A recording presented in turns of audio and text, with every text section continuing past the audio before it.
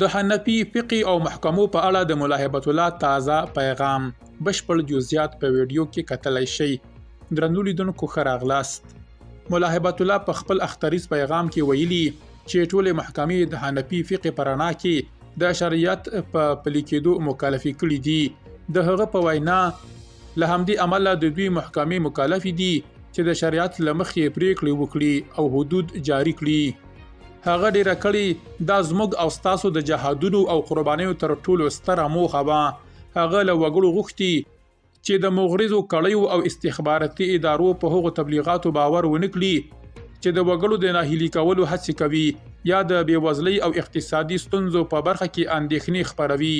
مولا هیبت الله له نورو هیوادونو سره د اړیکو په برخه کې ویلي غواړي له اسلامي نړۍ سره د اسلامي ورورولۍ له مخې ټینګې او ښې اړیکې ولري او له نورو هیوادونو سره په اسلامي اصولو ولاړې ښې او ګټورې اړیکې وپالي.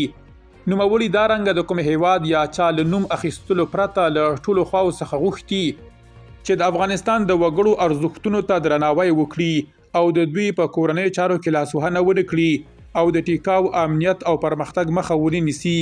نوموړي له وګړو او ملایانو څخه غوښتي چې د اسلامي امارت د امر بالمعروف له وزارت سره د فساد او منکراتو د له منځه وړلو په برخه کې همکاري وکړي او خپل شرعي مسؤلیت ترسره کړي.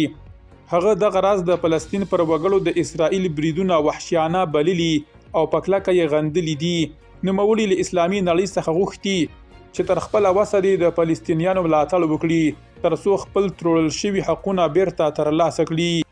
مولا هیبت الله هر کال خپل اختریز پیغام په لیکلې بڼه خپروي خو د نړۍ د نورو مشرانو په پرتله یې مخامخ وګړو ته وینا نه ده کړې. واک ته د اسلامي امارت له رسېدو نږدې 4 کاله کیږي خو مولا هیبت الله لا هم د وګړو پر وړاندې نه دی راڅرګند شوی او د وګړو له سترګو یې ځان پټ ساتلی دی. درنو لیدونکو له ملتیا مو مننه.